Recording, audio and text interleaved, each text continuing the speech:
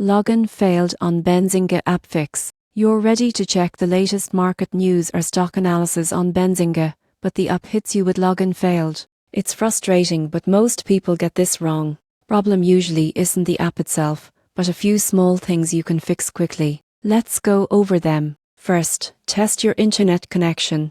Benzinga constantly updates market data and news feeds, so it needs a stable connection to log in. Try switching from Wi-Fi to mobile data or toggle airplane mode to refresh your signal. Next, make sure your app is updated. Go to your App Store or Google Play, search for Benzinga, and tap Update. Outdated versions can lose compatibility with the latest server configurations, causing login failures. Now, check your login details carefully. Even one incorrect character can cause the error. Try typing your email and password manually instead of using autofill. If you've recently changed your password, use the new one.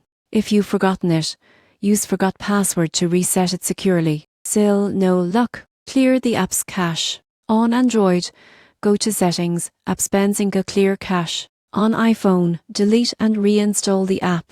This clears corrupted session data that might be blocking your login. If you use a FIN or proxy, turn it off temporarily. Benzinga may prevent logins from suspicious or mass tips as part of its security system. Disabling it could solve the issue right away. And remember, sometimes it's not you.